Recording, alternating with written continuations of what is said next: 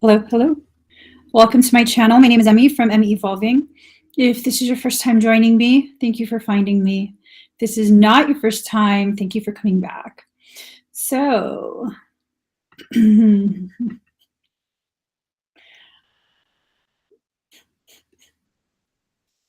all right, I'm sorry.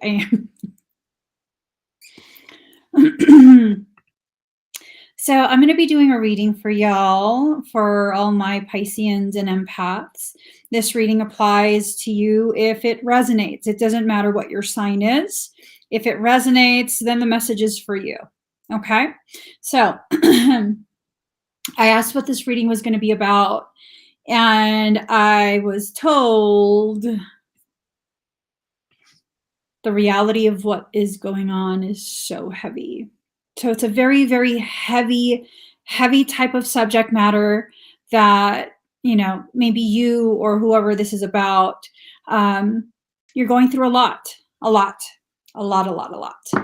And maybe we can, when you mess with the INFJ boundaries, this is what you get.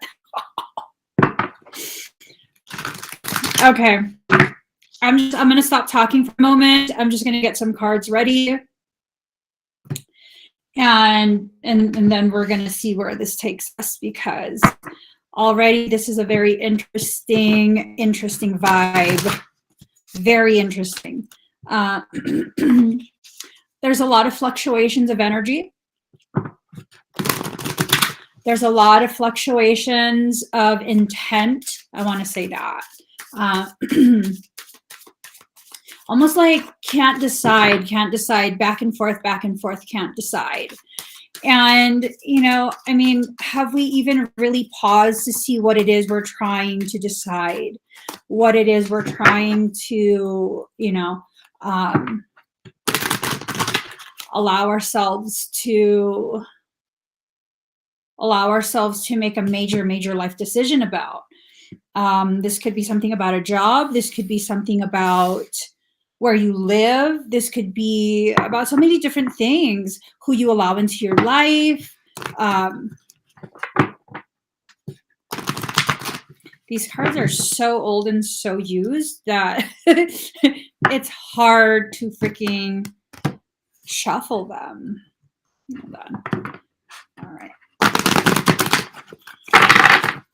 Sorry. Let me just. All right. I'll shuffle it like this. A lot of indecision has led to a lot of struggle. Okay. That's the feeling that I get, that a lot of this that's going on came from indecisions, allowing other people to have way too much effing say in your life, like far too much say in your life. And, okay. All of this that's going on will bring back your stability. This card fell out. Stability. All of the stuff that's going on right now it's an attempt to restabilize you, to restabilize your life, the projection of this journey, like, okay, let's see. Initiation and concealment in reverse. So something's being initiated.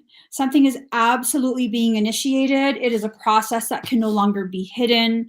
It is a process that is going to change, completely alter the trajectory of your entire journey, right? I mean, we're just going to jump right into it. Let's see.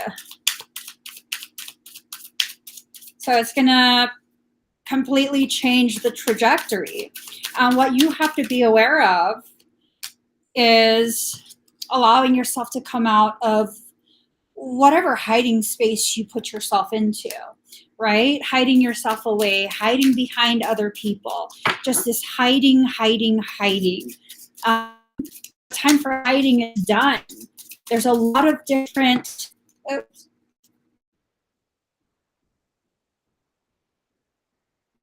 Didn't want to injure myself. Oh my God. Okay, hold on. That suddenly made me sad because I just want to make sure I don't hurt myself again. Okay. So the guidance for whoever this is, the guidance they had been given for maybe quite a few years at this point has been very, very upside down. It's been very skewed, very biased. It's almost like there's a storyline that someone has been trying to force onto everyone, and that story is now falling apart. Whatever that like happily ever after story. I'm just saying. This is an upside down feminine. The person that was trying to force this story is a toxic female. Okay? Toxic female energy. Now, you don't have to be a woman to have toxic feminine energy. I just want to make that clear. Bitch assness is bitch assness is bitch assness. This is just the reality of it, you know? Bitch assness is contagious. Be careful of hanging around people who are afflicted with bitch assery. All right, let me just. All right, this card. Power. This is the altering of that power dynamic. That power dynamic was shifted, and that upside down feminine is livid. And I mean, why is this fan so loud? Can you guys hear the fan? Can you hear it? Like, just turn you off. You're just too much. You're too loud. You're affecting the whole flow. This toxic feminine energy is livid because all of the work, all of the investment of time and energy and malignancy is kind of going down the drain. And, you know, I really only have one response to that. No one cares, bitch. Bitch, no one cares. We don't care that you're having a tantrum because you're not getting your way now. No one cares. I mean, you know, I'm just saying some people can just have their tantrum. Who cares? You know, oh my God. I mean, no. We have to this and we have to that. And, you know, because they're an adult. Yeah, they're making an adult decision to have a tantrum. I personally would just remove myself, be like, bitch, I'm out. I'm out. No, I mean, you can't be. Absolutely, I can. Absolutely, I can. Why I can't be out? Because you said so?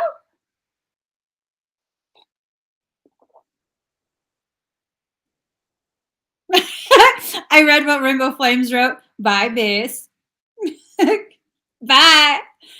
So, you know, these are things that we need to make sure we take into consideration. You're not imagining how someone is being. This is not your imagination. This is not you imagining like, oh, am I just being mean? No, you're being real and honest. What I recognize a lot about those who are the most empathic, because of the traumas that you've been through in life, we have a tendency to totally tell ourselves that we are being mean. Why am I like this? No. Did you know that every single time someone has had the opportunity to like really screw me over, it's because I said that to myself. My intuition told me like, no, baby, with this one, not this one. You cannot save this one. Leave this one alone. And I'm like, oh my God, why am I like this? I'm so mean. I need to help people. They just need help. They just need love. What they need is something I can't give. I'm just saying, you know, no. We have to stop with this. We have to stop with this. I'm done. I'm moving forward. 1, 2, 3, 4. Okay. 2 more and I'm all right. All right, so, all right. It's time for healing and cleansing. Okay. You have to go deep into the wilderness that exists within you, this uncharted territory where no one can track you. Someone is trying to keep tabs on what you're doing, what you're watching, all of this, whatever. They're trying to keep tabs, and what you need to do is bury that shit already. Like, just stick it in the ground, cover it with some dirt, and then add some type of liquid so that the seeds could grow. I was gonna say pee on it, but I was like, that might be a little too much. It's a liquid. It's a liquid.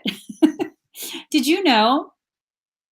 I mean, I don't do this, but I've heard this from all my hippie friends, that if you go ahead and you collect your urine, you collect your urine and you allow it to go stale, like let it sit in room temperature, the breakdown of that urine, it produces ammonia and obviously a whole bunch of other blah, blah, blah, blah, blah. But it's really, really good for the plants. That's what I hear. I couldn't bring myself to do that simply because I don't know. I don't know. I think it's gross, But yeah, just put it in the ground and let it do what it does, which is grow roots and whatever.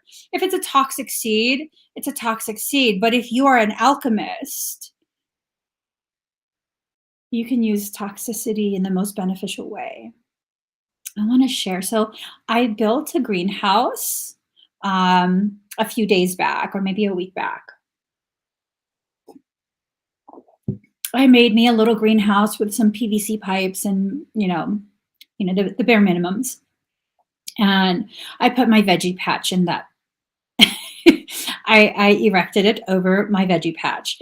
And as part of my veggie patch, I have a planter. I have two planters. One has foxglove digitalis. The other one has skullcap. No. Skullcap. Snapdragons. I think both. I think both. And I've had these two planters for, I want to say, about 2 years, maybe 3 years, 2 or 3 years. And the thing about this is they quickly grew from seeds. I grew them from seeds, and they quickly grew into leaves and then nothing else.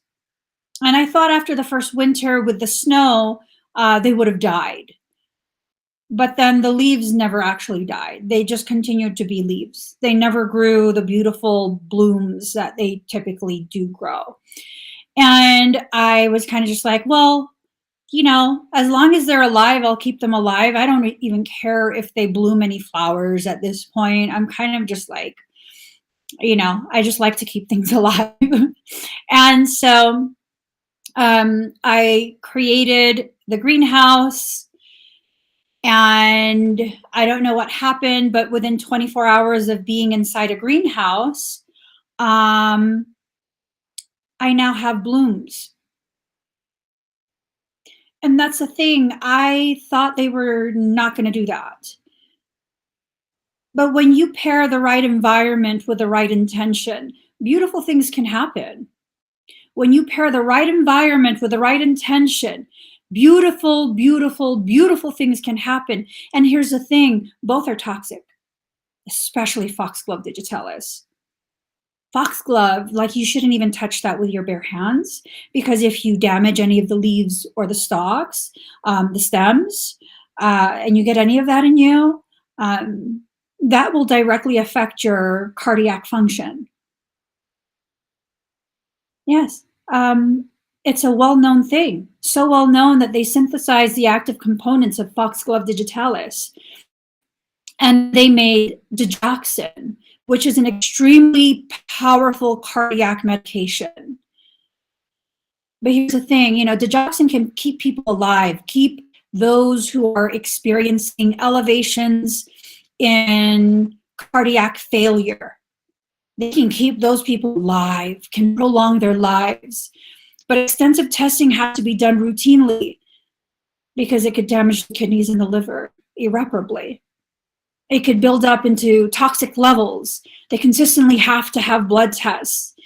If you know how to use even the most toxic situations in such a way that it can be beneficial, you've empowered yourself to the degree that no one else can stop you.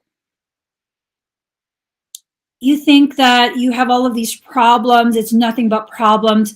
What if life is attempting to titrate the level of toxicity to its most beneficial levels? For me, I excel in environments where I'm challenged, I'm threatened, I'm faced with adversarial things. I excel there. You want me to fail? Leave me alone. Leave me in my peace. I'm perfectly fine just stagnating, sitting quiet by myself, not ever sharing a single thought. People have asked me, Emmy, how did you get to where you are? Well, at first, I don't know really what you mean by where you are. I'm just in my life, okay, first and foremost. Secondly, if you're asking how I cultivated myself to the degree that now I don't have any shame whatsoever about my life, my history, my experiences, the profoundness of my nature as experienced by other people. How did I get to that place, if that's what you mean? Well, bitches tried to challenge me. They tried to challenge me. They tried to tell me that, I need to be quiet and I need to disappear. I don't know.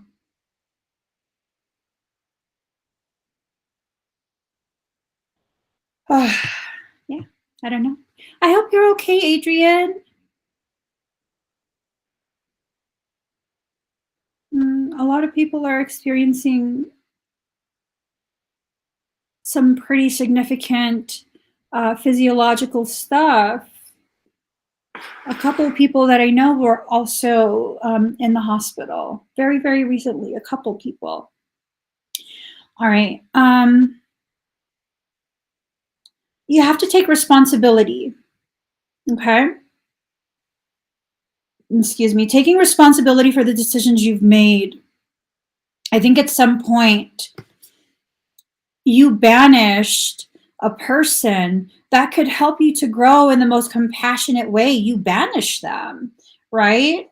I mean, I don't know. I think maybe I've done this at some point as well, where the person that I shouldn't have banished is a person that I banished simply because I was afraid of the growth experience. And, you can't exactly stop growth. You can't. You can. Whenever I think of trying to stop growth, it becomes this thing of like, a memory. This memory of when I was in kindergarten. I believe I was in kindergarten. Maybe it was second grade now. I think maybe I got the shoes when I was in kindergarten and I wore it until second grade. They were these heather gray high top Reebok shoes with the two straps at the ankle, the Velcro straps. It was those shoes. And I love those shoes so effing much that even though I was too big, my foot was too big, I still kept wearing it. My parents had bought me new shoes. I still kept wearing the heather gray high top Reeboks because I love them. I love those shoes so much. And I didn't want my foot to grow anymore. And so I kept wearing them to the point where my toes were like this in the shoe. And it was, yeah, I was devastated. My parents had to throw the shoes away. They had to cut it up and throw it away so I couldn't wear it anymore. And I was just devastated. I love those shoes. I don't know why, but I love them. You can't stop your growth. You can't stop your growth. You cannot. If you continue to have all the components that are necessary for growth, you will continue to grow. You know how you stop growth? Starving yourself of the necessary components. You have to experience some type of malnutrition. I'm talking about energetic, spiritual, this malnutrition, not receiving the things that are necessary. You know how many of you have halted your growth, have effectively stunted your growth because you won't allow yourself to receive anything. You won't allow yourself to receive gifts. You won't allow yourself to receive money. You won't allow yourself to receive this and that. And this concept of, you know what, that's too much. You've given me enough. And I used to subscribe to that, the whole like, you've given enough. I can't accept anymore, right? I used to do that. I used to do that quite a bit.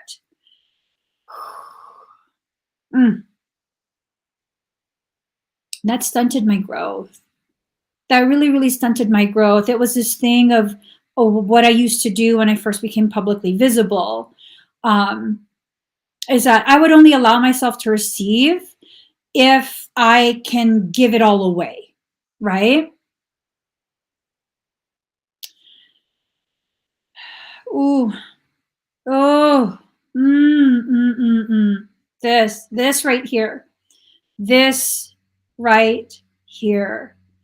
Pisces Zone says, came off a 12-hour shift to my family hanging up on me because I finally chose myself. After moving back in a few months ago, after a terrible breakup with a narcissist, my family are narcissists too. It's been said, whatever childhood traumas we don't resolve, our relationships will bring them back to our attention, right?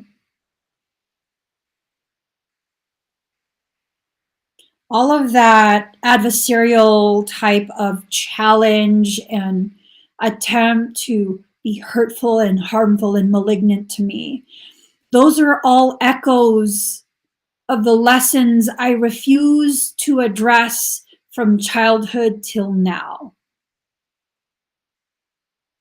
Because I kept telling myself, I'm being mean. I can't put it on you just because someone else hurt me. I can't put it on you. Failing to allow myself to acknowledge, I'm not punishing you for someone else doing something to me. I'm recognizing you have the same capacity. You have the same willingness and eagerness to be just as malignant as the other person was. Let me tell you, there's this girl that I knew, right? Part of the reason I'm so fixated on the whole Johnny Depp Amber Heard thing, there was this girl that I befriended, or she befriended me, and I was in a very vulnerable space. And so I was like, okay, fine, we can be friends.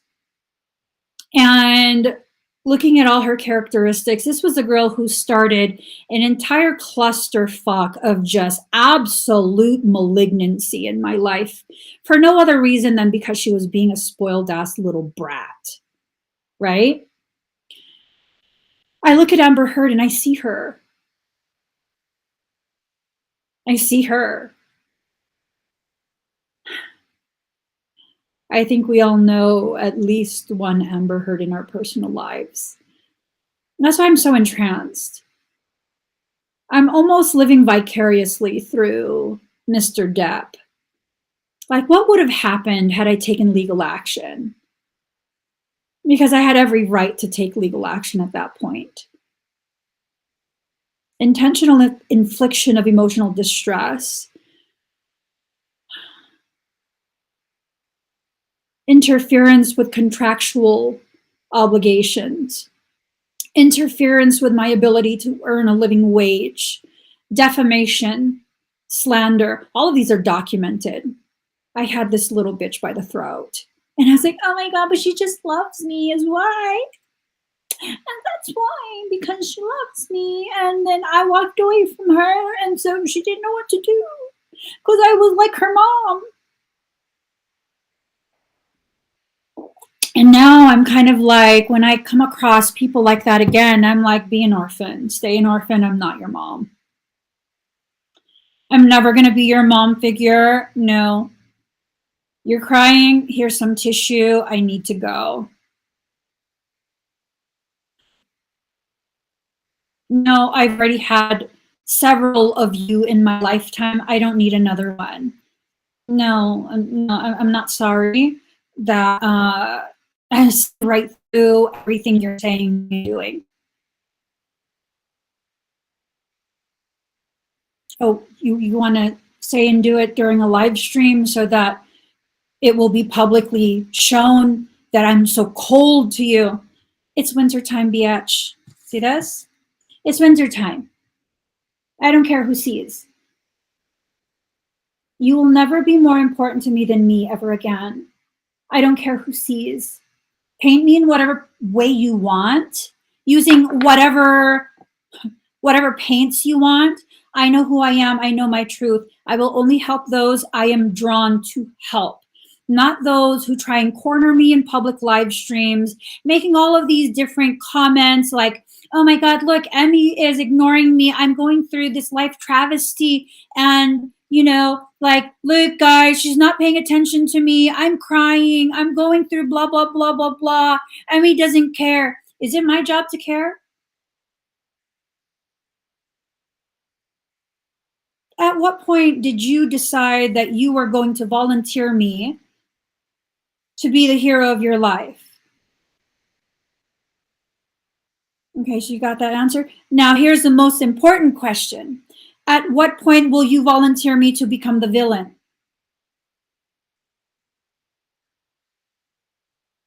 Say it to my good ear. Yes? What point?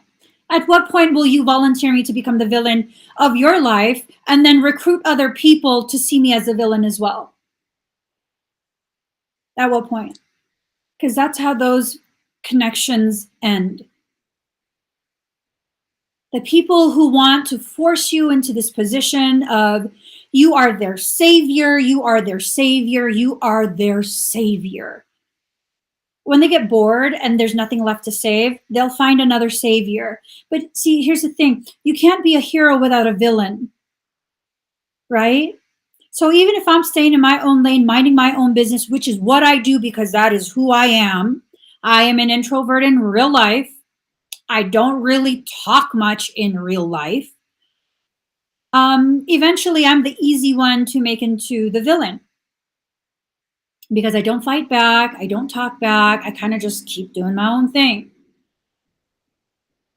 So let me bypass that whole, like what, 6, 8 months, a year, 2 years, where you're trying to butter me up. Honey, I'm intolerant of dairy. You try to butter me up and I can't even have that, right? I can't even have that. Like I was telling my BFF, she's talking about like, she wishes our higher selves would just freaking tell us the whole info that we need to know because she's tired of the breadcrumbs. And I'm like, those motherfuckers know I'm gluten intolerant. I can't even have bread. You know, it's this thing of, I understand who I am, what I need. It's no one else's job to understand me and know what I need. It's no one else's job. And so if I can live my life to that degree of accountability, right, to that degree, then no one else can force me to be in this position where I have to do that for you. And see, here's the thing. For some people, they will use this energetic exchange as a way to burrow deep into your field and force you to forever be obligated to them. Like there are some parents who would be like, I gave you life. And with the kind of mouth that I have, I would be like, yeah, and then you wrecked it.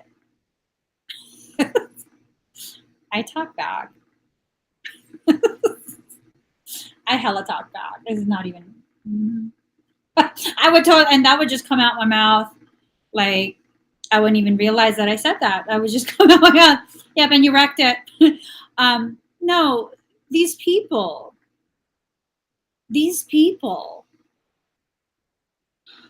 They come into your life acting as though you owe them. Like I've had people in my life acting like I owe them because they allowed me to help them, and so now I owe them. Can you say that again out loud to yourself? As a matter of fact, let me quote you so that you can understand the travesty of your flawed logic, right? Your logic is flawed. Because I was nice to you, now I always have to be nice to you. Because I helped you during a period when no one else would, now I always have to give and help you, even at my detriment. And I'm the assholio if I don't.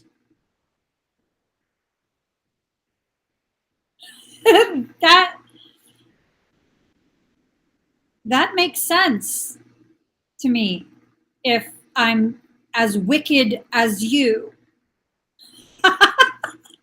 this is what I would say. No, that makes absolute sense for someone who's wicked as fuck. And they would get mad, and I would be like, good, good, good. Kavi says, if you get canceled by Emmy, serious.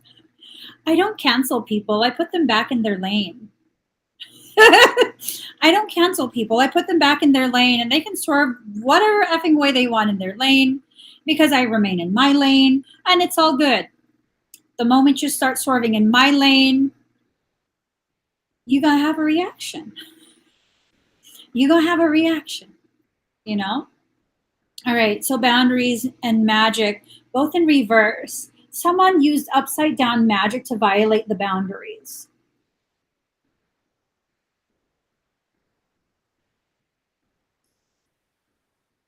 That's a statement all on its own, understood by those who need to understand.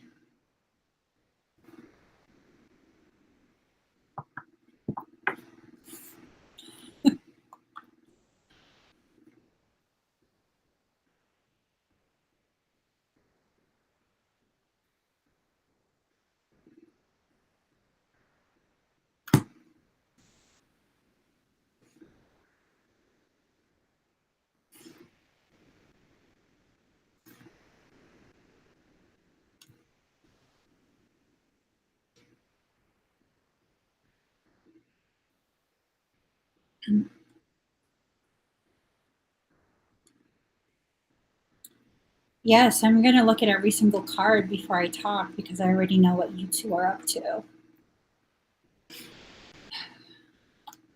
Mm-hmm.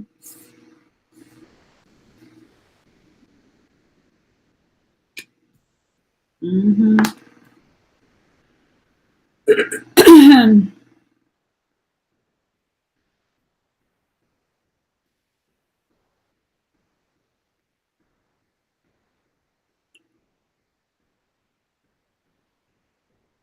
All right.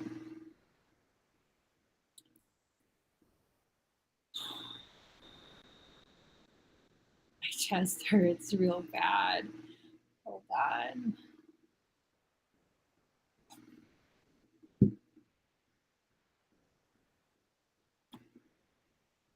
I can look at whatever deck I want.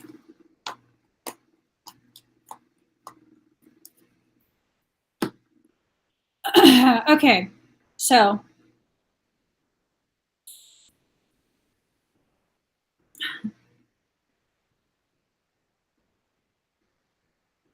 okay.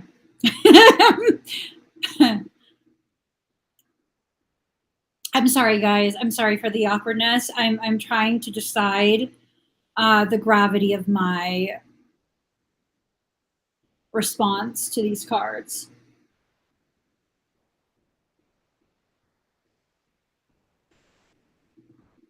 Okay, that's fair. So yesterday I did a reading, and I thought it was profound, and I kind of like was like, yay, peace, you know, peace. Finally, um, there's this opportunity for some deeply needed healing. It's beautiful, beautiful, right? I know that it was going to be something that was difficult for some who have grown accustomed to certain types of subject matter, certain types of struggles, certain types of whatever. And it was going to be hard. But it was something that, I was feeling was necessary. I agreed with the way the cards were going. And the thing was, at the beginning of that reading, when I pulled from my deck, the first card that came up was the parasitic card. And because the way the cards unfolded were in alignment with what I thought was the best potential scenario to allow for healing, I completely failed to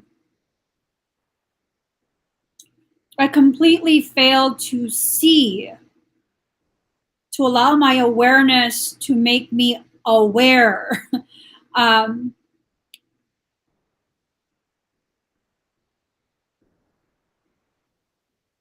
So the card came out again, but it's in reverse. There's no letting go.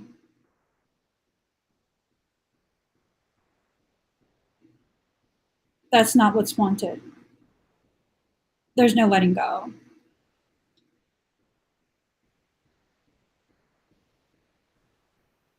And there's this lack of connectivity that's allowing for the vulnerability of a new birth to be left exposed to the elements. And what are the elements?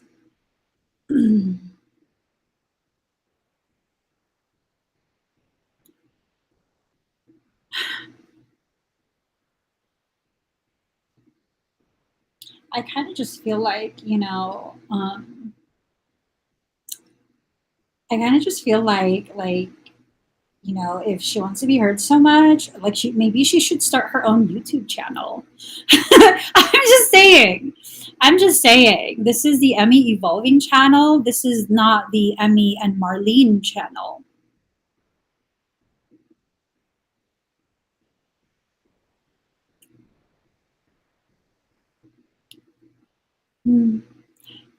Michael says my defiance is excessive today. No, I think it's perfectly calibrated. And then he asks, how committed are you? Your defiance. Pretty fucking committed, When I commit to things, I'm pretty committed to it. I've become pretty committed. I'm just saying.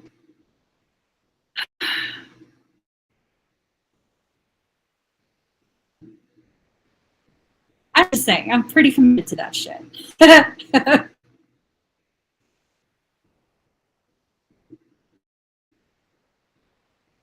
He says, do you want to be in trouble? Aren't I always?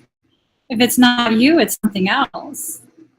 Aren't I always? Aren't I always in trouble? Aren't I always on someone or something shit list? Aren't I always at the top of the list of people to fuck with? I mean, at this point, I don't know. I might have tattooed onto my body unfuckwittable. You know what I'm saying? Because I mean, that's the reality of. He says, shut up and show the card. If I were you, I would start shielding Marlene.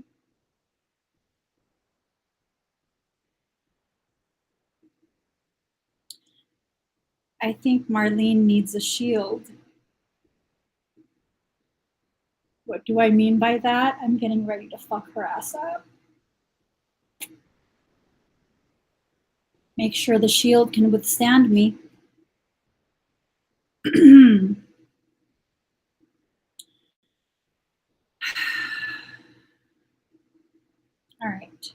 All right. So here's the fucking card they want so badly for me to show. Ancestors, remembrance, right? Ancestors, remembrance, right? So I guess this is the official Marlene card.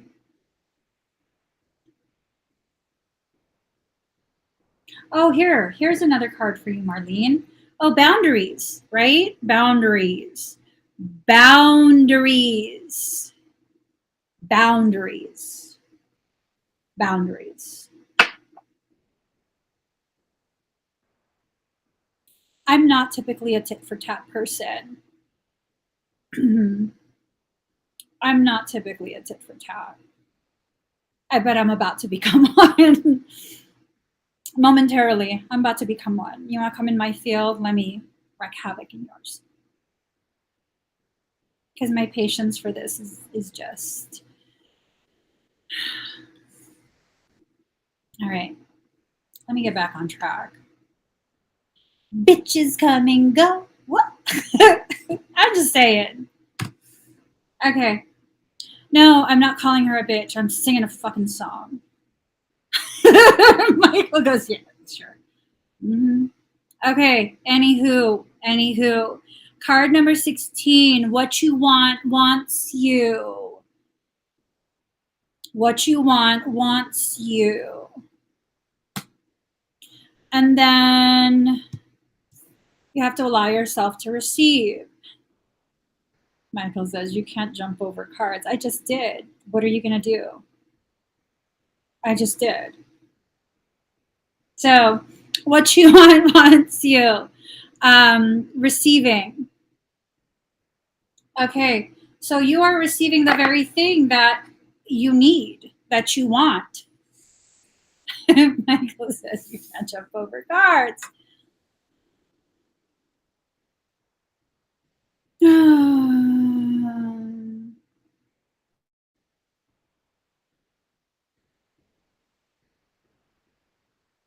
says new news. That's what it says. New news. All right.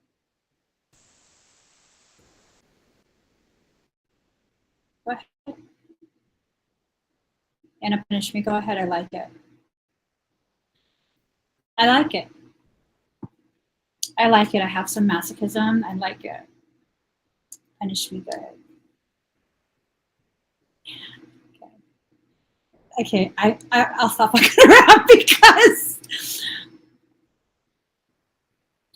Okay, I don't really want to be punished. I'm just joking. I was joking. It was all a joke. It was all a joke. I'm just kidding. God. Okay, so I won't skip cards. So there you go. Power of attraction. Diving for light. You're attracting the darkness to you so that you could go deeper into your light, right? So here's one of the things. Sometimes we get surrounded by darkness, dark intentions, dark situations, dark whatever, so that we can get a better understanding of our light. We live these human lives that cause our light to not shine to the degree that they need to shine. And it becomes very, very dim. That's why this world is so dim. I'll stop.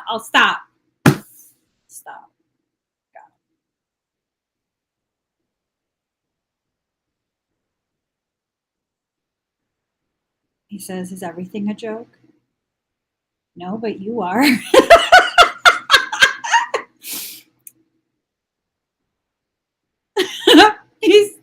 Is everything a joke to you? No, but you are. This whole thing is, okay. So yeah, no, sometimes you need to understand your light by being exposed to the opposing polarity of what your light is, and that's shadow, darkness. So someone is fighting with themselves to bring something into form. They don't want to play as a sacred fool because they see you and they see the perfection of your life. But now it becomes time for them to swim against the grain, to smooth out all the ruffled feathers. So that way things can kind of unfold the way they're intended to unfold, right? Mm-hmm. Mm-hmm.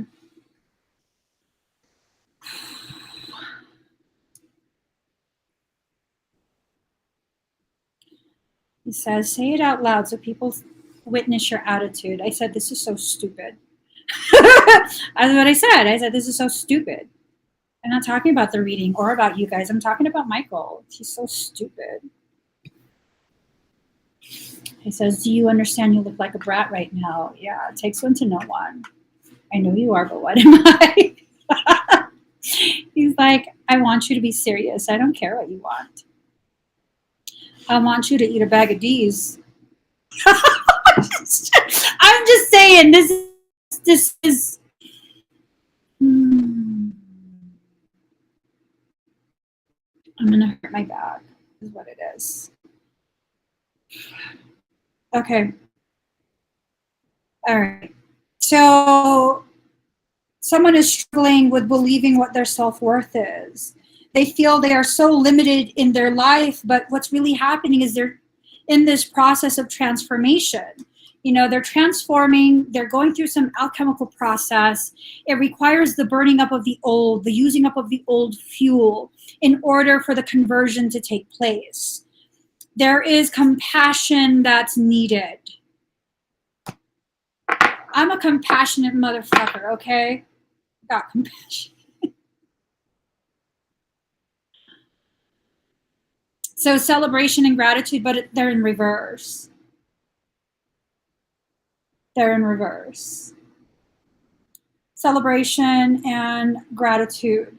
So it's this thing of having no gratitude, feeling like there's nothing to celebrate, just being a sourpuss.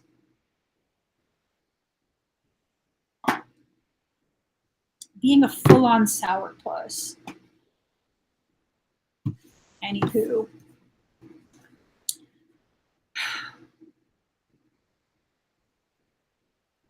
You're creating tension in my back. Card number 42, South Node, life's debts. Karma, when properly understood, is just the mechanics through which consciousness manifests. This is something that's karmic. This is not going to stop because it's karmic. It's this karmic thing that's going on between you and another person. Karma is not punishment. It's an opportunity to learn. What is karma but frozen light code, miasmic distortion? And why is that light code frozen? Because you've paused it. You've paused it. It's nothing but the equivalent of pausing a video, you know, pausing a video. Where's your CBD spray? There's nothing wrong with my attitude, so I don't need CBD. There's nothing wrong with my attitude. I don't need CBD. Besides, my CBD guy he closes companies out. So I'm sad about that. I don't trust other CBDs.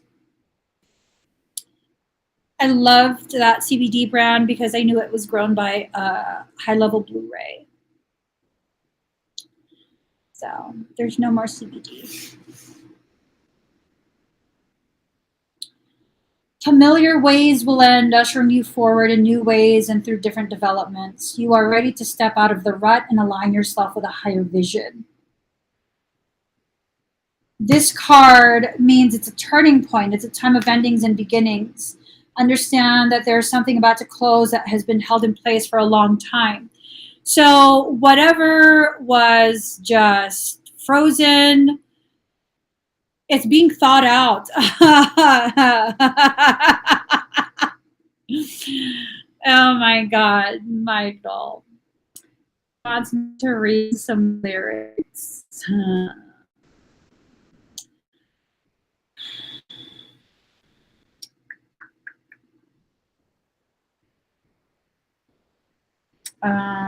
Okay.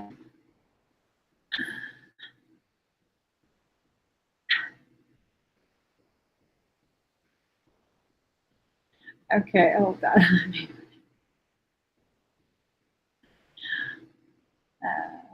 You know what? You guys can look up the lyrics yourself. The song is Freeze You Out by Sia.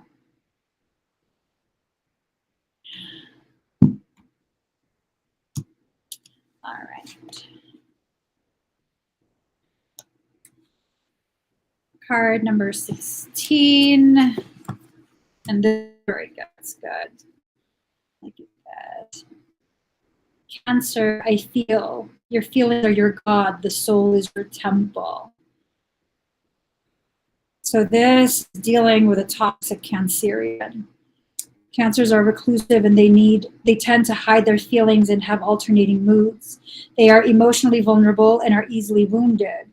They can be downright touchy, and when feelings are bruised, cancers can come across and harsh. They feel for others deeply and are exceptionally sympathetic, but as they are highly empathic, the emotions of others can exhaust them. I'm almost wondering if you're dealing with a toxic Cancerian, not saying all Cancerians are toxic. Hello, half my family, literally half my family is Cancerian. So what I'm saying is this. If a Cancerian is toxic, they feed off of that emotional instability. It's like the person who loves when there's drama, because now they can be the mother hen. Like, oh my God, tell me what's happening. I'm going to help. Like, no, bitch, you just want to feed. Okay? So that's what I'm picking up on. This very, very toxic Cancerian energy. So Cancer is a sign of the mother, and those ruled by Cancer tend to be overprotective of their offspring, which means they also like to control and take over, which means this is someone who has been this is a very, very toxic feminine energy, right?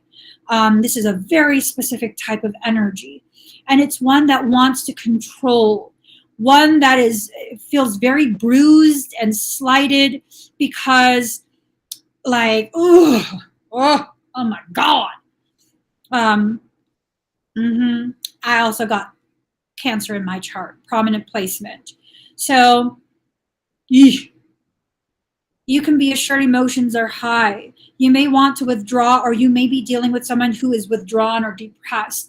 And I feel like for some, it might be that Cancerian really, really affected them so negatively that they've become very, very withdrawn.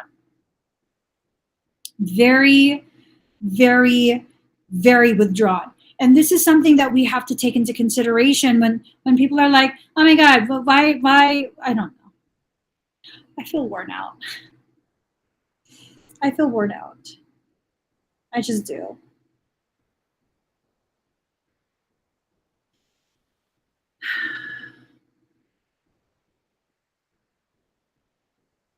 This card can also mean you're in sync with other people's emotions. You'll instinctively know what to do at the right time. There is sensitivity and emotional closeness indicated. If your question is about love, it may be a secret or involve bonded souls. This card can also mean that family or domestic issues need to be addressed.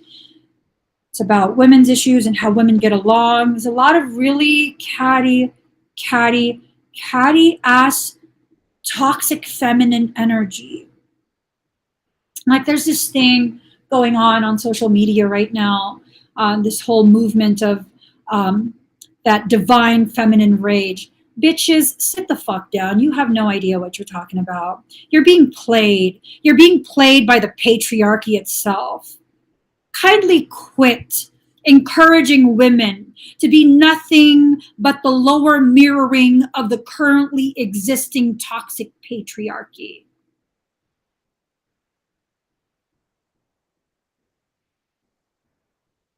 I said what I said. I own a vagina. You can't tell me I'm being sexist. Okay? I came into this life equipped with a vagina. And no, I won't be a mirror of your toxicity. I won't. I will, however, be a testament to what happens when a powerful woman embraces her masculinity and her femininity and refuses to identify as what this patriarchy tells me I need to be. And no, I'm not a bitch. I'm a fucking goddess in the flesh. This whole thing of to be an empowered woman, you have to identify as a bitch, a bad bitch. Oh, no. No. I'm a fucking goddess in the flesh. My lack of shame is my superpower. My adherence to integrity and truth is the very thing that makes me so unfuckwithable. This is toxic feminine energy. This is a type of feminine energy that just needs attention all the fucking time. Any type of attention. And it's not just women who have this type of toxic feminine energy. Okay, it is not just women. This is an etheric gender. Okay, it's not about your sexual orientation. It's not about your physiological gender. This is about energy. Okay? This is just nastiness, yo. The sign of Cancer is known for good memory and for the ability to hold on the longest, meaning a grudge. This person's going to hold on to this forever. Hold on to it till you die, bitch. No one gives a shit.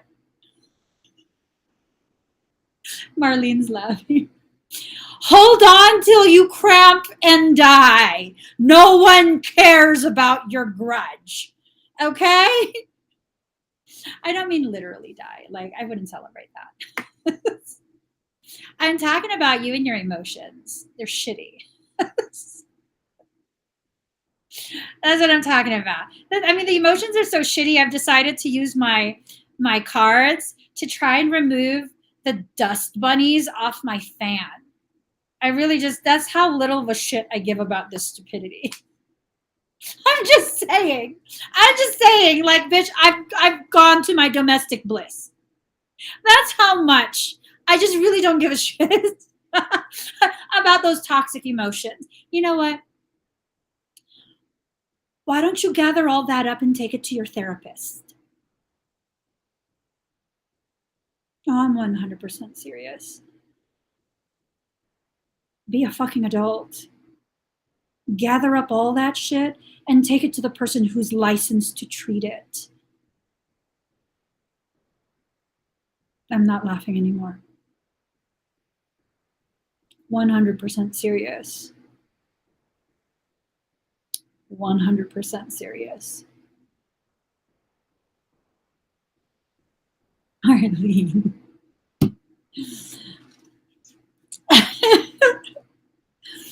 I guess Marlene knows someone that might have paid someone, like might have paid, like a bruja for hire to do all of this stuff. And she's like, remind them. That's so petty. I love it. She's encouraging me to be petty. So here's the thing. I'm not a bruja. Sometimes I'll use that word because it's a lot easier for people to identify what that word is, because that's like the word du jour right now, right? I'm not a bruja. I was born into a lineage. I'm talking about genealogy. I was born into a lineage of sorceress. We don't need to be taught. What makes you a sorceress? You come into life knowing. You're the type the Vatican is very afraid of. Why? Because they know God itself gave you your knowledge and power. That's why. I wasn't bequeathed my gifts through the passing on of information from one human to another.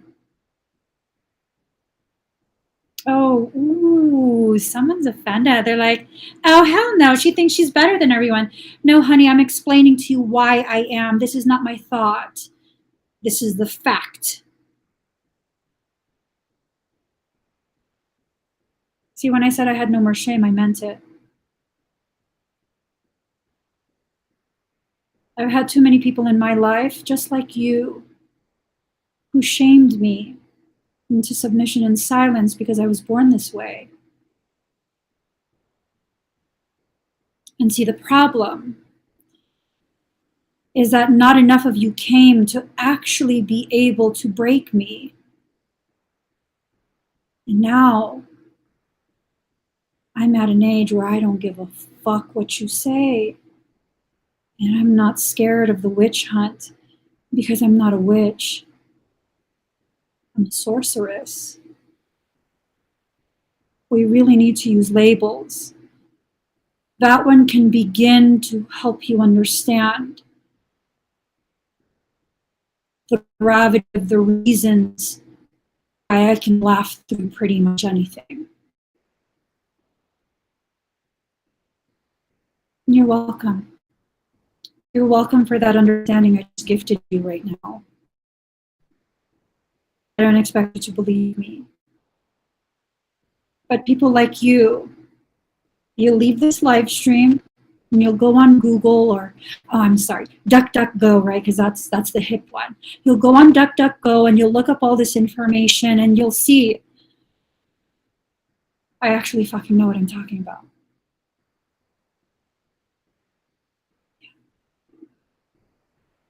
Because I remember from childhood, I heard a couple of my guardians and guides before I completely turned off my hearing. And they would refer to me as sorceress. And it scared me. Because I come from a history where people like me would be tortured before executed.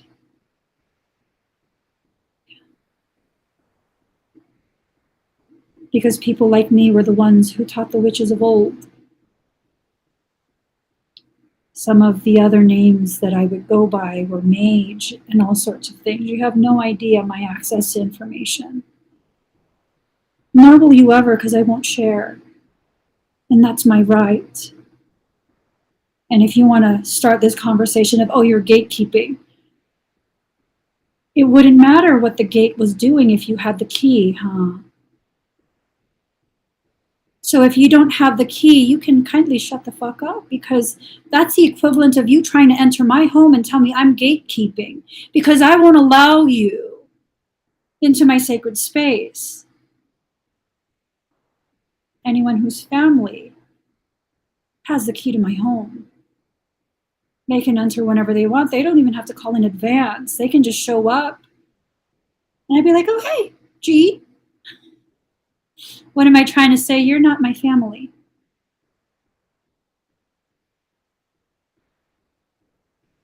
That means I won't extend you the type of grace that I extend my family when they offend me. Watch yourself when you're in my house. And that's what that means. I feel your heart rate increasing. I've scared you, haven't I? That's because you have malicious intent. That's because you don't like me. I can feel it. You watch because I irritate you and you want to be able to talk shit. Talk your shit. That's my next gift to you. An opportunity for you to purge some of the bullshit because you're backed up, baby boo. You're backed up.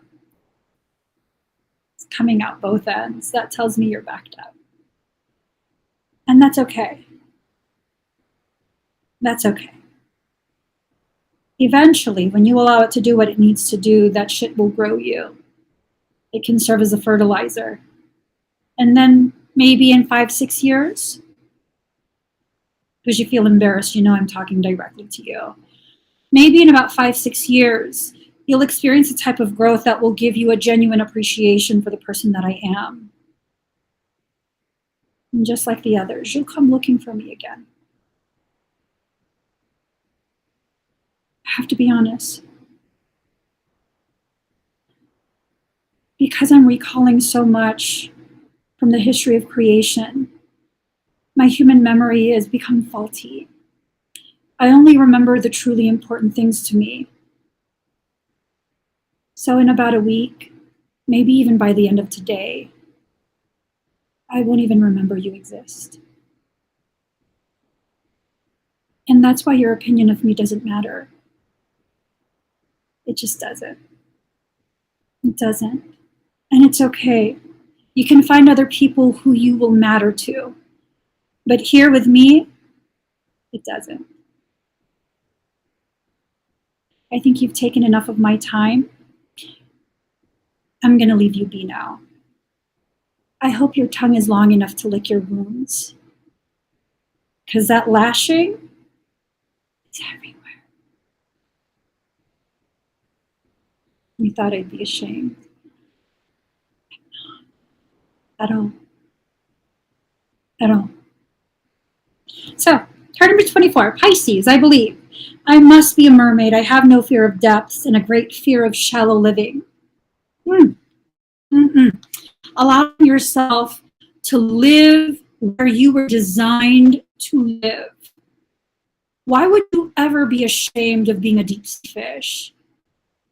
Why? Because the fish that live in the shallows are prettier than you? Let's look at an anglerfish. You guys know what an anglerfish looks like? They ugly. They ugly. But they got their own light. They have their own light. They bring to them the very things that they need for their sustenance. They don't need to go looking for it. It comes to them, right? It comes to them.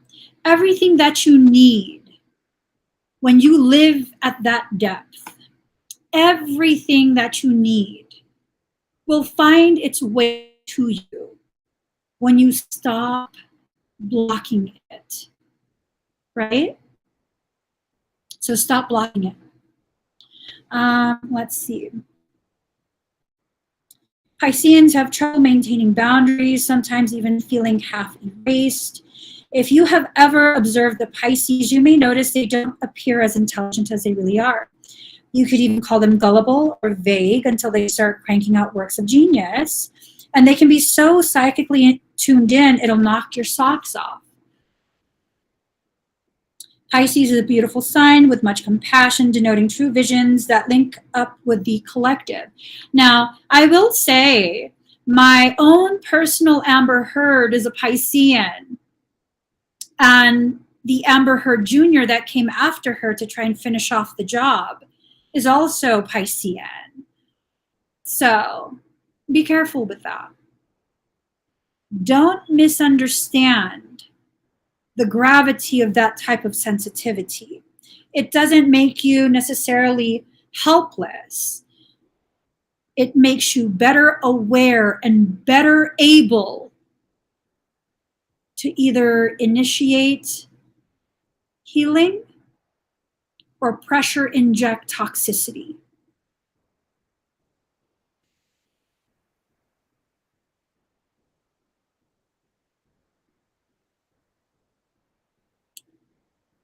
When a Piscean becomes toxic,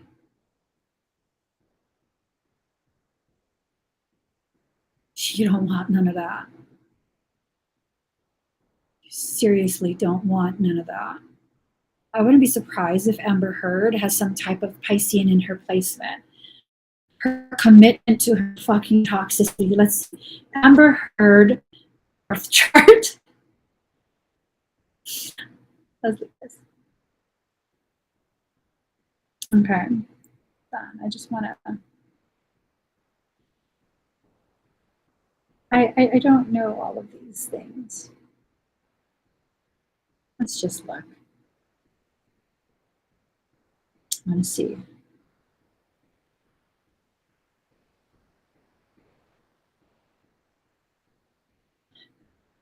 I don't understand this. I'm astro illiterate.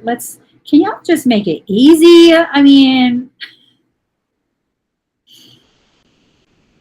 mm-hmm.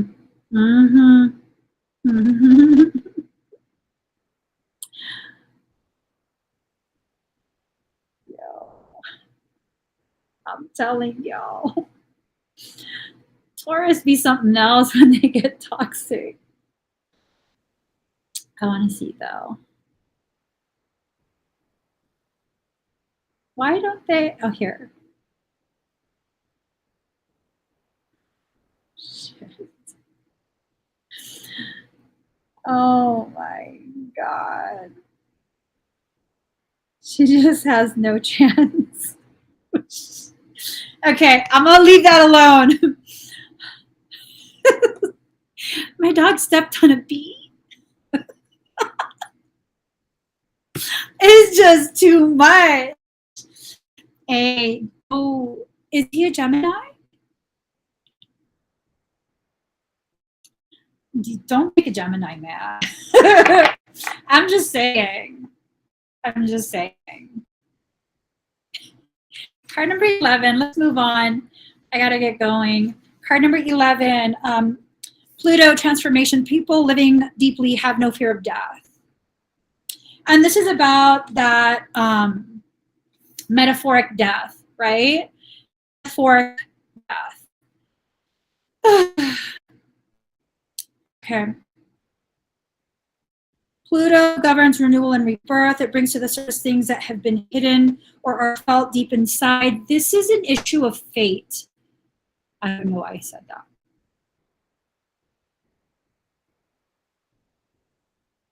Hold on.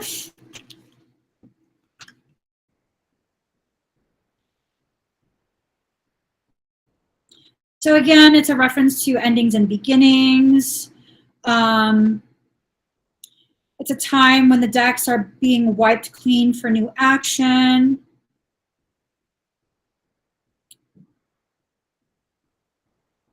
If you are in a relationship that's been difficult, it will either end or it will deepen and become more fulfilling. Any romance that starts at this time should prove to be intense. It's very important not to try and control things, instead surrender to the ups and downs.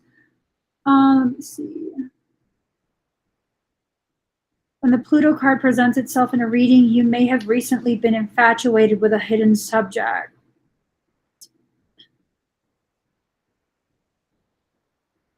This could be a time when you're able to sense and feel spirits around you. Sometimes this card can indicate psychic attacks, and thus you should be very careful who you open up to. Be cautious if you're involved in anything paranormal or occult in nature. You are not particularly vulnerable. In fact, your strength is growing, but it's important at this point in time to spiritually protect yourself from anything negative. Are those the ancestors telling us to fuck shit up if they try? I'm just saying, I think so. I think that's what the ancestors are saying. I know my grandma would tell me to fuck shit up. I know she totally would. She totally would. Card number 42, the South Node, life's debts. Karma, when properly understood, is just the mechanics through which consciousness manifests. So again, karma, karma, karma, karma. Okay, this is something that needs to be addressed.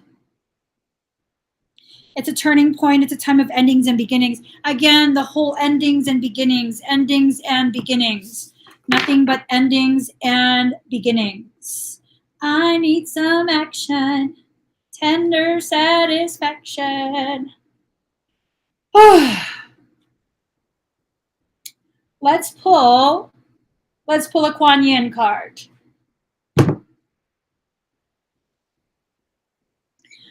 My chemistry is flowing. Can you cause a chain reaction? Action. Yes. Oh my God. I would highly suggest. I think we have single-digit number of seats left for my morphogenetic workshop, and that's where I'm going to teach how to. I'm sweating. Oh my God. Y'all be too much. That's where I'm going to teach how to work your energy. Morphogenetic fundamentals. It's a live workshop, 4.5 hours. We will have a break in between, obviously. But it's a 4.5 hour workshop, and whew, it's going to be intense. No, I'm only pulling one card. I'm not listening to you. Oh my God, she has nipple covers. Oh no, those are not nipple covers. Oh shit. Okay. I assume those are double nipple piercings that help to secure an areola accessory. Love it. Love it. Oh my God. Okay. Here goes. Here goes. Look at that. Mm-hmm. I'm just saying. That's hot stuff. I'm just saying. The Divine Mother wishes that those who are meant to feed others be fed well too. Your devotion to helping others has the effect of squeezing the cosmic heart chakra of the Divine Mother. From her heart drips nectar, sweet, sustaining, life-affirming energy that feeds you and allows you to nourish many souls. Like a sacred chalice that overflows when you are full, well, and vital. The feeding of others happens effortlessly. You're guided to be fed now, fed with divine nectar from the heart of the Mother. There's an endless supply of energy, joy, peace, bliss, and love for you. Flowing from the heart of Divine Mother Kuan Yin. Yet sometimes we may experience limitation instead of endless supply. These limits can be hidden blessings. They can be a sign that our mind and emotional life could use some help shifting from scarcity consciousness into a consciousness of abundance. As we do this, we tend to relax and flow more easily, tapping into what is needed rather than perceiving restriction. This is really about, there's a decision needing to be made. I think the decision was already made, right? Right? I think a decision was already made, and what's happening is that we are just basically sitting idle, waiting to witness the unfoldment of how that decision is going to affect our life and the life of our entire environment. There are many, many things that are being put into the manifestation template. These things have the ability to really accelerate our progression through our ascension mechanics. Okay?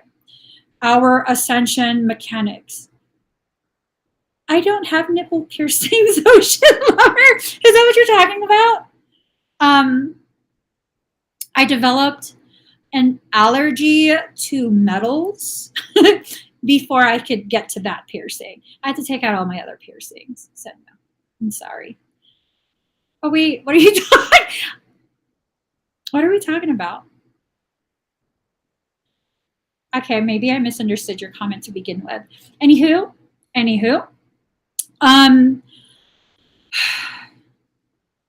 we have to be very, very consciously, intentionally present during this period. We have to.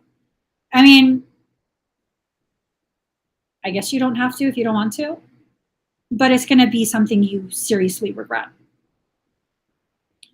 This is a very small window of opportunity. How many windows of opportunity have been closed to you over the years? If you want to use this period to go over lists and reasons as to why you should wait, I promise you, you're going to regret it. I was watching this astrologer. He's really, really good. I keep forgetting his name, but he's talking about all of this Aries energy. Aries, like, go hard or go home. Is basically what I got from that.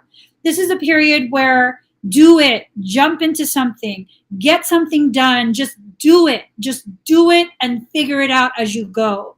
Or else sit there and regret. Just regret all of the ways in which life could have been so different.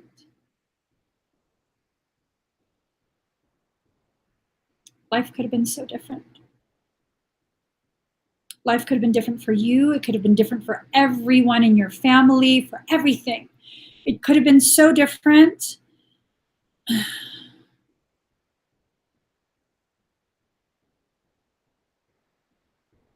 but you believed in your fear more than your potentiality.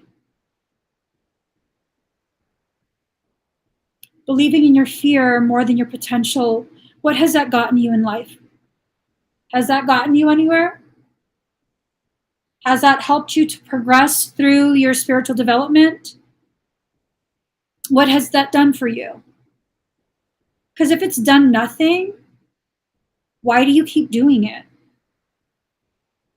If you consistently go to the same person for advice and you put their advice into action and you're still miserable in your life, why do you keep going to that person for advice? Why?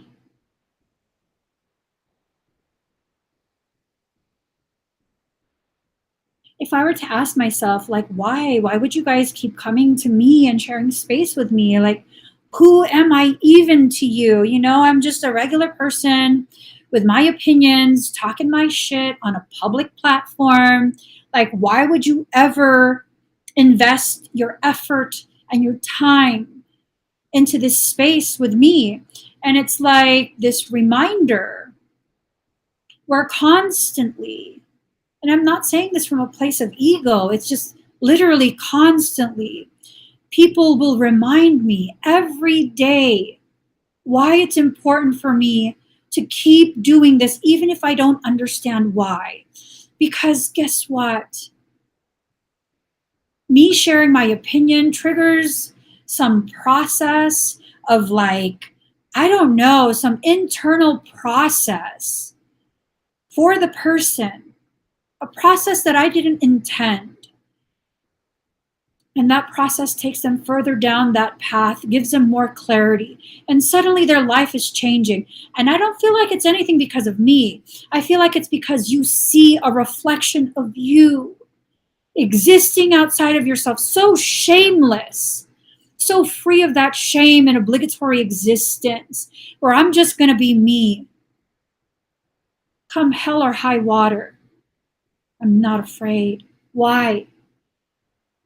Well, first, I'm a fish. I won't drown in high water. Secondly, I'm the type of goddess that all the demons are scared of. So fuck hell. They better bow when I arrive. I'm just saying. Well, I should be afraid of the very things I have no fear of? Is that what we're saying? I should be scared of demonic things?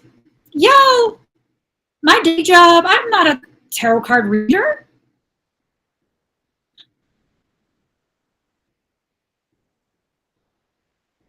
I do morphogenetic recalibration down to core code. I am an architect of light and shadow. And my subspecialty, just because I can, just because for shits and giggles, parasitic extraction. I'm an exorcist. Bring me a demon that I should be scared of. And I'll show you exactly which one of us is scared. Promise you it won't be me. I promise you that. I promise you that. I was talking to a dear friend yesterday, and we were talking about stubbornness, right? Stubbornness. And I was like, I'm stubborn. I'm stubborn too about things that matter to me, right? I'm stubborn about that. Most things I'll totally be just like, okay, sure. Oh, no worries. Sure. To everything, except the things where you've triggered me. And for those things, I mean, like, I'm absolutely stubborn to the degree where if I was in an MMA match, I'd be like, break that shit because I don't give a fuck. Break it. I'm not tapping out. Just break it. Make sure you break it clean, though. Don't be breaking it sloppy. Make sure it's a clean break so it's easier to heal later. Like, no.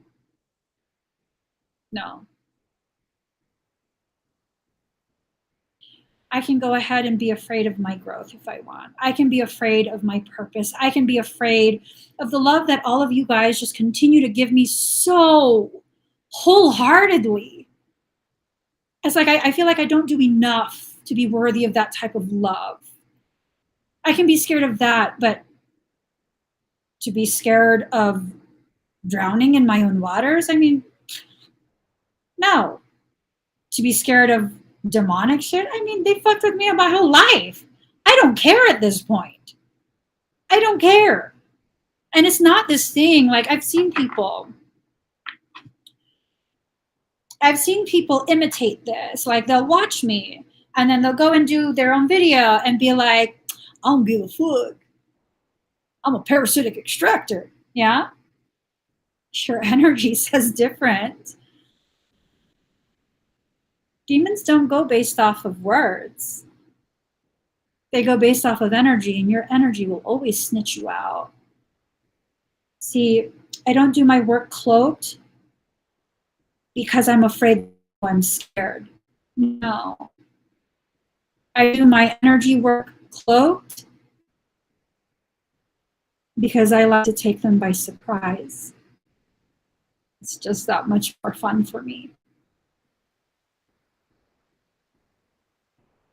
Mm-hmm. It's fun to me. We have to stop. Just stop playing ourselves by pretending the things that don't matter actually do, and that the things that do matter actually don't. Don't play yourself. Was it DJ Khaled? Is it him? You played yourself. um,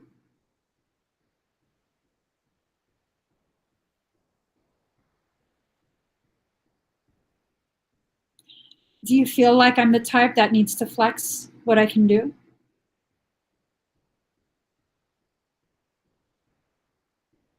Do I seem like the type that needs to flex?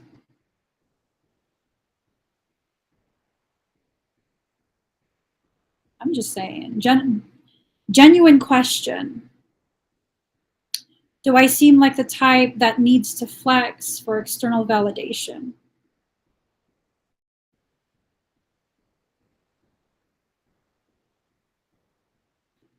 I'm the one the church calls when their priests are too scared.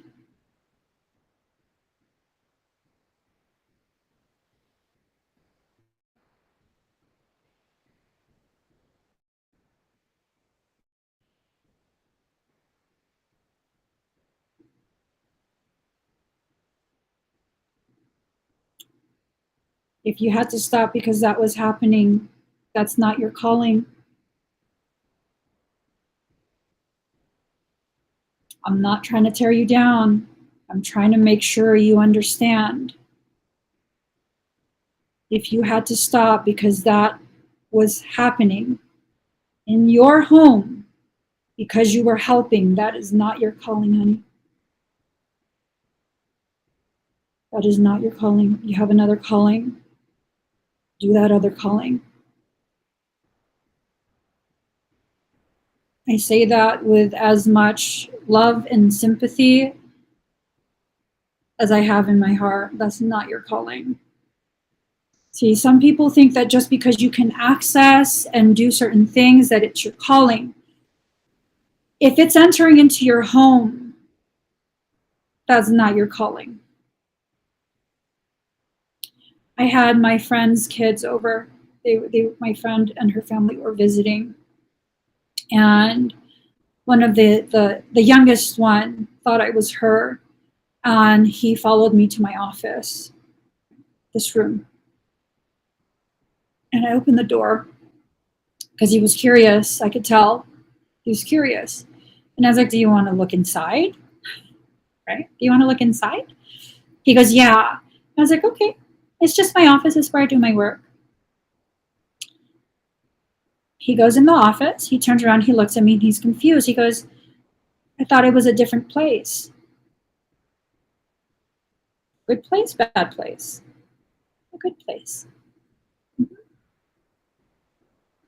Another time when I was in California taking care of my sibling,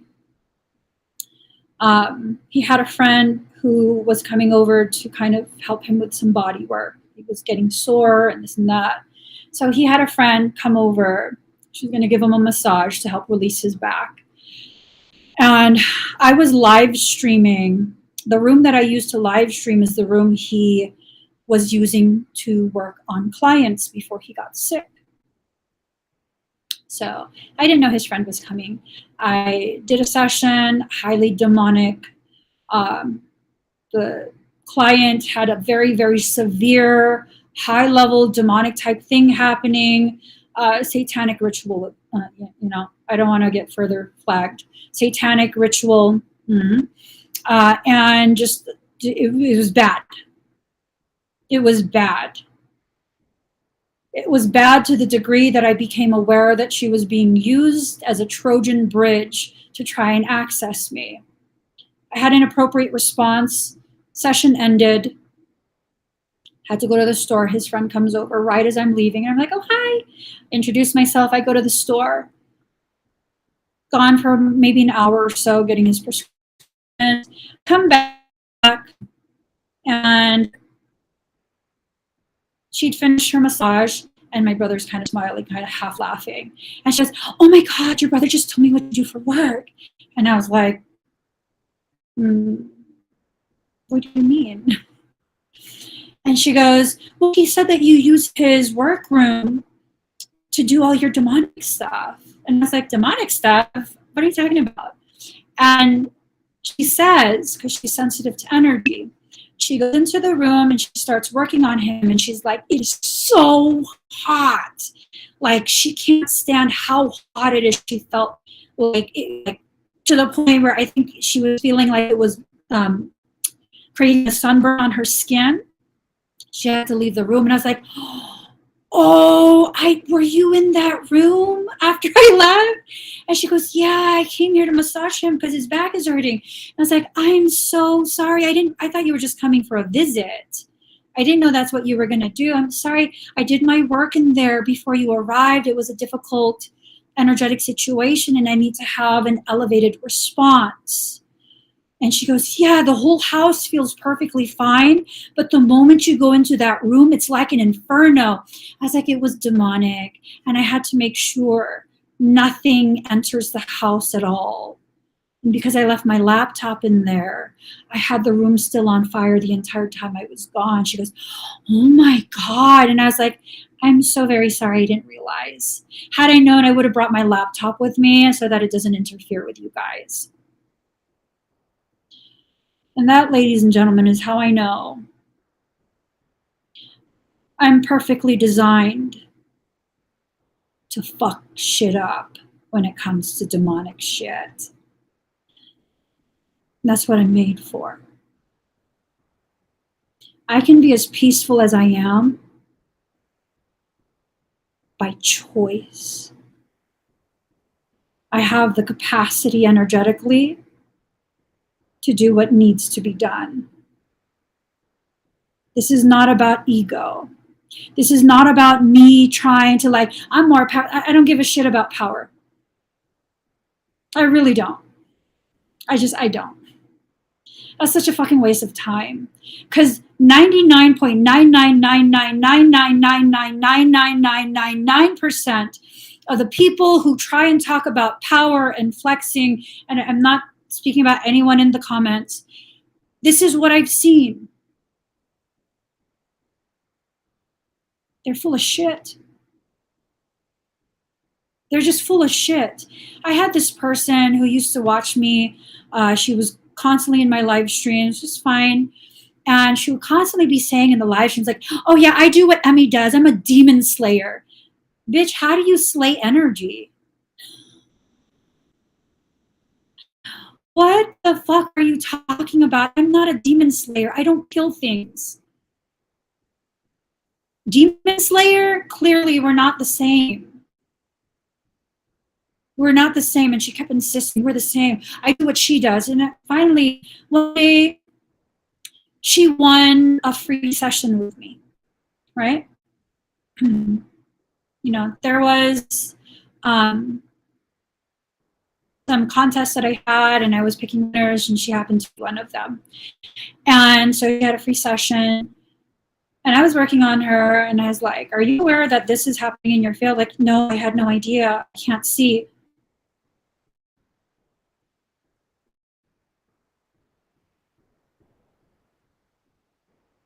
Wait. You've been telling my entire audience we do the same work,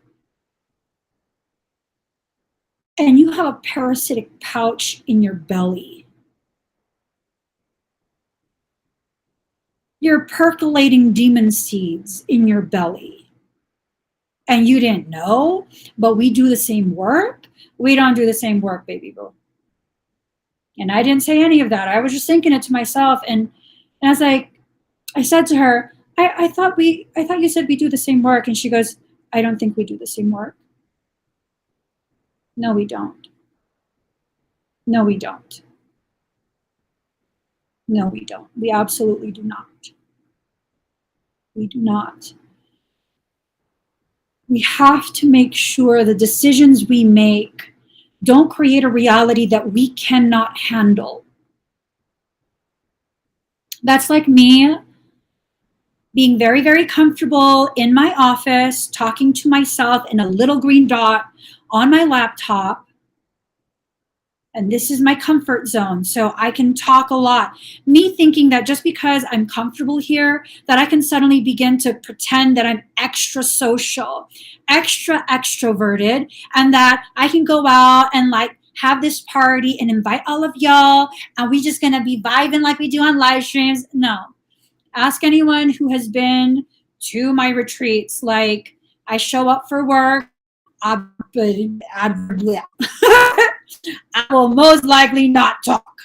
I will most likely just be like, hi. Like, I don't know what to say. I'm making it awkward. Okay, we have to be realistic of who we are.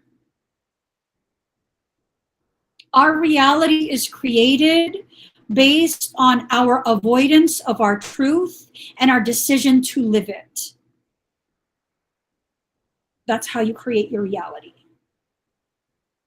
When you become hyperfixated on something and then have the emotions to manifest that into form,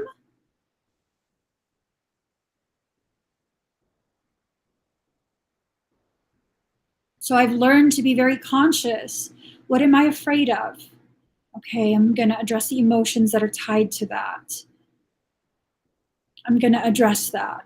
I'm afraid of connectivity. Okay, I don't know how to interact with people in real life. I'm pretty introverted in my day-to-day life.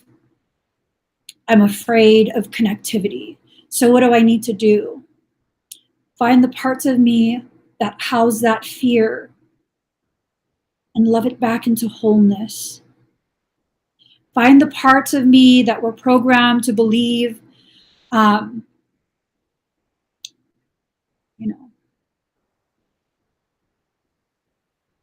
that the parts of me that make me the most beautiful are the parts that should be hidden and me ashamed.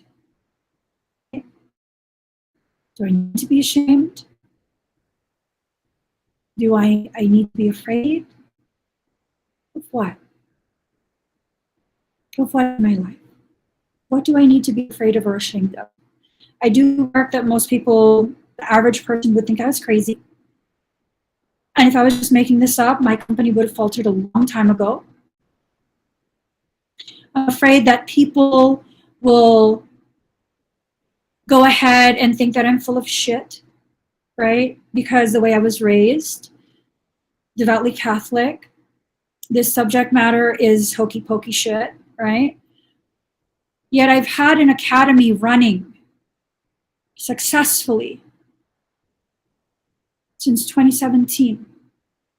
So 2017 to 2018, 2018 to 2019, 2019 to 2020, 2020 to 2021, 2021 to 2022. That's 5 years. 5 years that I have been sharing knowledge And no, the Academy is not free. It is not free because I exited out of that mindset where I need to pay some type of reparation for knowing more, for going through all the hardship that I've been through in my life to get to this point of sovereign freedom, that I no longer have the fear of teaching what I know.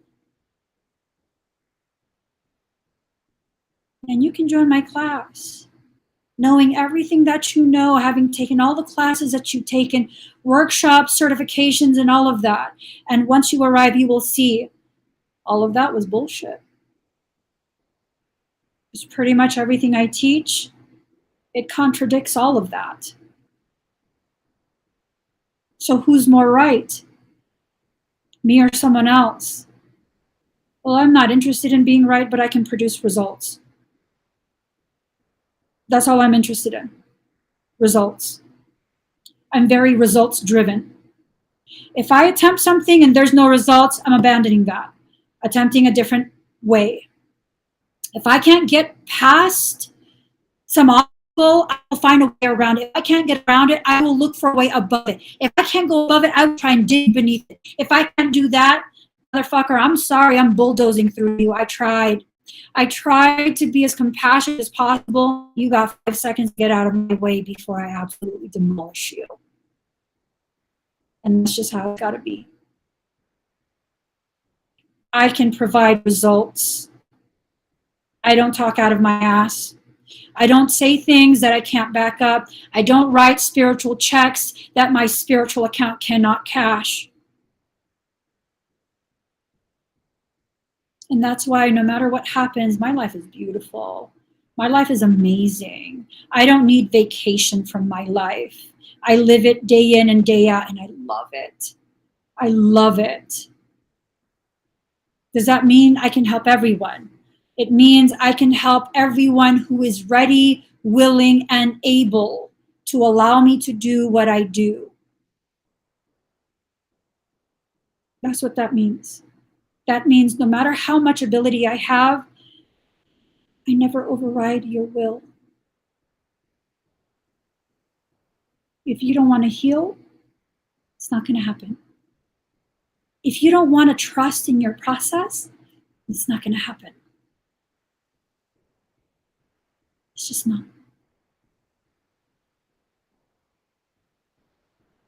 Not all of us are ready for the type of healing we believe we are ready for. For me, I am ready to provide you with the clarity that you need to make the choices you need to make in order to completely change your life, whether it's in a workshop setting, whether it's in a continuing education setting, whether it's on a one-on-one basis, whether it's a 30-minute session, whether it's simply a reading, whatever it is, I put my heart and everything into that time I spend with you. Because this is what I was made to do.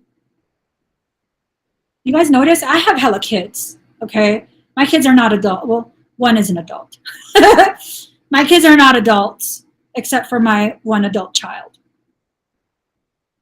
How often have you seen my children interrupting live streams? How often? Because they know who their mother is. When I am doing something, I am doing it with all of me. Do things, make decisions to do things that you can do with all of you, your whole heart, your whole being. Not for the success, not for the finances, not for some social media notoriety. Like, one of the things that I'm so used to irk the shit out of me. Fucking shit out of me. Like, to the point where I wanted to cry. It irked me so bad. I had some people when I was strictly on Facebook, they would be in the comments commenting like, oh, Emmy is Facebook famous. What the fuck is that even? What is that even? What, Facebook famous? I'm supposed to be like, what, impressed? I'm supposed to feel like I'm some hot shit. Like I'm going through my life process, figuring myself out, working through my life traumas. Don't add to that shit by making things weird, saying weird shit like that. Just don't. Give me my time and my space to process what I need to process so I can show up the way I need to show up. Like I don't need those empty commentary that's meant to like what? Fan my ass because I'm the hot shit. Like no, I don't need any of that. And that's why I can speak openly and honestly about what I am and what I do. Because I know for a fact I'm not interested in any type of clout. I do the work I'm here to do, and that's it. I give clarity and I explain, and that's it. I'm not above or below anyone. I'm not here to find followers. I'm here to be shoulder to shoulder with the people who are ready to walk forward in life.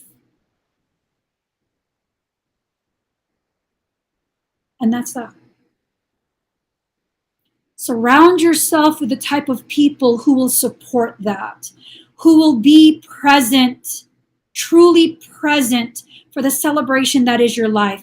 Not the people who show up just to make sure that you're, they want to witness that your party sucks, that your life sucks. There are a lot of people in life who are like that. A lot. Despite how many people I know, less than a handful are part of my life.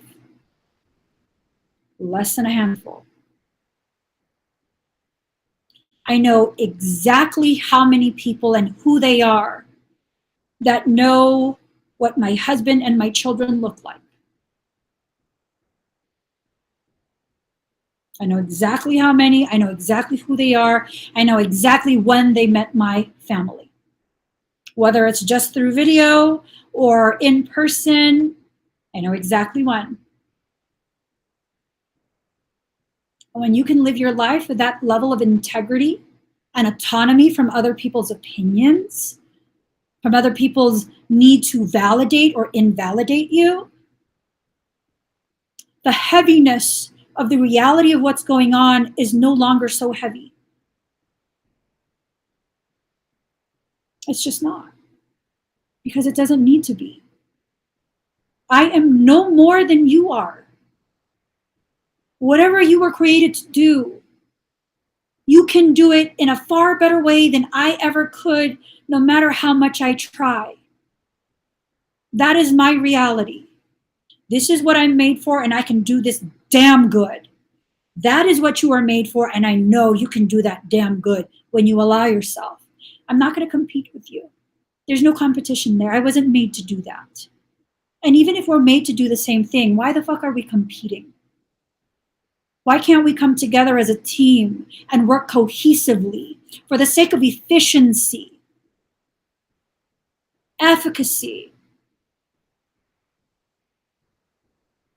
Because for so many of us, life is still very much a competition. I truly hope none of you who share space with me regularly have that mindset of, I know more than you because I hang out with Emmy every day. I don't know any more than another person. I know what I need to know for the job I need to do. That does not make us better in any way, shape, or form. It makes us different. It makes us more free to be our most authentic self. So rather than wasting time with that compete, compare program, dive deep into the investment of finding your truth. Finding who you actually are and be that to the best of your ability. To the best of your ability. Be you. Takes no effort. Outside of the effort necessary to release the fear of what people will think, say, and do when they see who you really are, it takes no effort outside of that. None. I don't have to try to be me. I just am. I just am.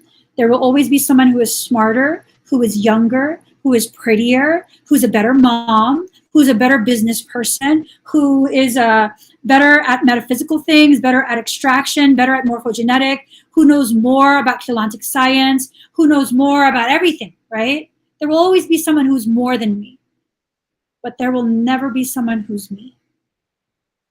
No. Never. I can never be replaced. I can never be anything that I'm not meant to be. And that's why life feels so light to me. Enter a way of living where you can have lightness in your step. Where even if the walls are crumbling and the roof is falling on top of you, you know, this is just one step in something amazing. It's just one step. This is not the end result. It's just one step. It's going to be amazing. This is going to turn out perfectly fine. It's going to be perfectly fine. Because if you look at your life, you've gotten past every circumstance. You might not have processed the emotions. You might not have processed the gravity. You might not have learned everything you needed to learn. I don't care. You got through it. You got past it. That's still a fact. That is still a fact. Give yourself the credit you deserve, the credit you've earned on your own terms, in your own time. No one can do your life better than yourself. So there's someone that's not letting go of something. That's fine. It's fine.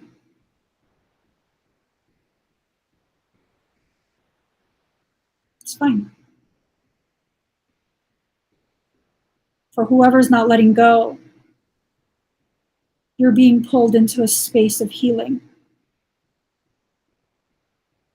See, if I reach out my hand to someone because they're floundering in life, it's not just to hold your hand. It's to pull you all the way the fuck up.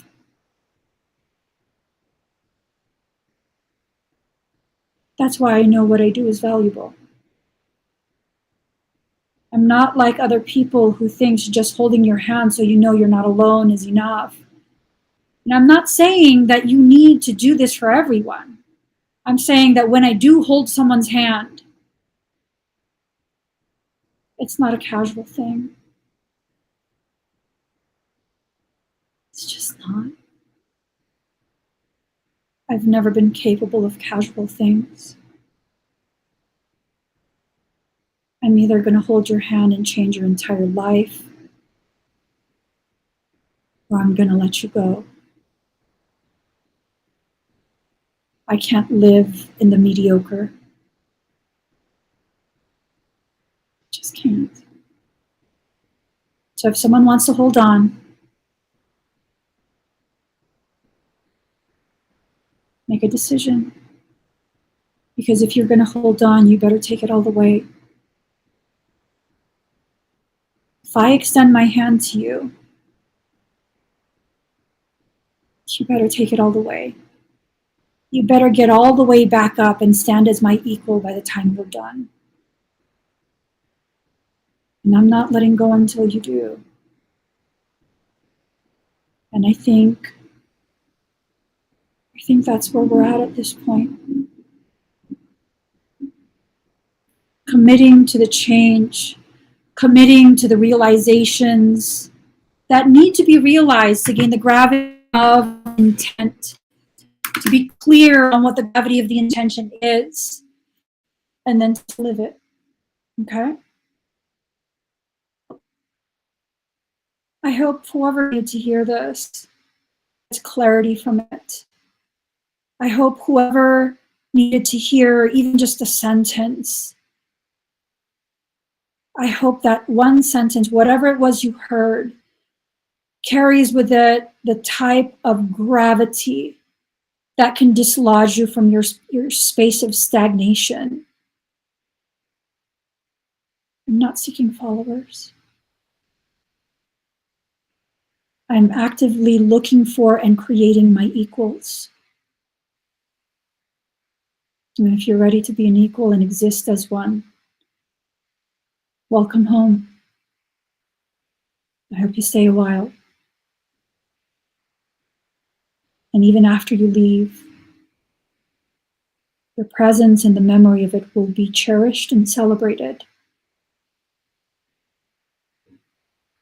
Because once you're an equal, even if you're walking away, you're still an equal. You don't suddenly become a non-equal. That's the beauty about sovereignty. I hope that we all enter into a space of true sovereignty, a space where you don't have to explain yourself, where you don't have to create pathology within yourself, because you don't. I hope you come here and feel at home, very much at home. We don't have to agree. We don't all have to be at the same place, but we all have to exist as sovereigns. Sovereignty is beautiful. Sovereignty is powerful. Sovereignty is freedom to be who you are. And that's amazing. That's amazing. Okay? Alrighty. I'm going to get going. You guys, please check out soulworksynergistics.com/projects with an S so that you can see all the things we have going on. We have a whole bunch of updates that will be posted very soon. We do still have the raffle. I have my morphogenetic workshop. There's information there if you want to submit a question. You can go ahead and book private sessions with me through there. On top of that, I am intending to go live tomorrow to do the Soul Sanctuary podcast. And then after that, I will be speaking to my podcast private area, my ministry area, that I have a lot of things to share. Tomorrow is going to be a very, very powerful podcast. I hope you guys can join 7 a.m. Pacific Standard Time. I'm going to be talking about energy work and what it means to be an energy worker. I'm going to talk about blue ray energy work. I'm going to talk about my morphogenetic system. I was not taught this. I did not find it in some book. It's not something I Googled. No, I came into this life knowing how to work energy in this way. It's just something I know, and Ocean Lover here has convinced me. She's convinced me that it's time for me to begin really talking about it, talking about the terms, about what makes it so powerful and so effective. I'm ready. I'm ready. With her there, I think I can work through my skittish nature when it comes to that. I am very skittish about it, but we'll talk about it. I hope you guys can join. I'll see y'all tomorrow. Thumbs up, hearts, all of that. Share it out.